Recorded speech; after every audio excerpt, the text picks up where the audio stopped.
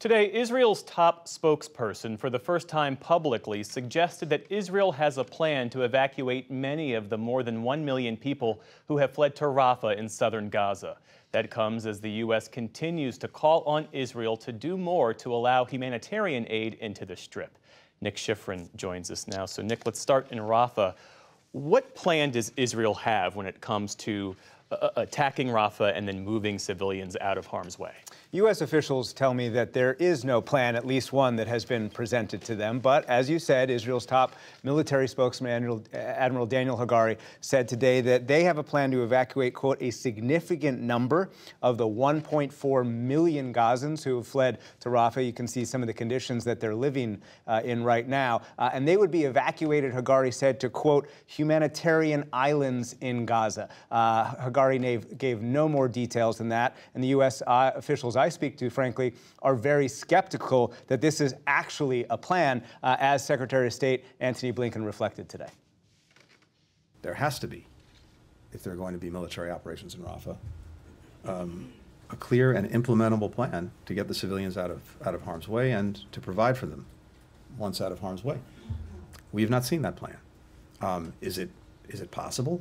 Yes, it's possible, but we haven't seen it, and the most important thing is to see it and to make sure that it's something that can be implemented. U.S. officials I speak to, Jeff, are frankly skeptical that there will ever be a plan that Israel has to evacuate all of those people.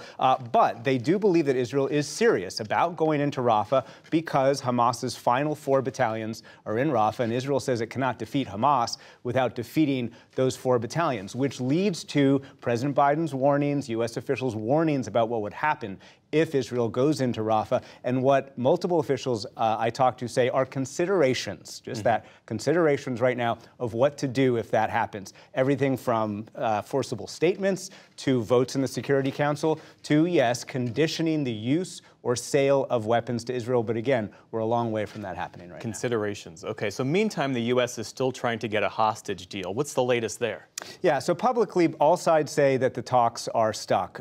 But CIA Director Bill Burns, who's been leading the U.S. effort here, has been in the region trying to find a path forward. And what U.S. officials fear is that Hamas is biding time, essentially hoping that during Ramadan, Israel, whether in Gaza or Jerusalem, makes some move that would inflame Palestinian or Arab opinion and therefore alleviate some of the pressure that is being put on Hamas, especially by Qatar right now. And part of that is that Hamas wants the world, wants the focus of Gaza to be on the humanitarian crisis there.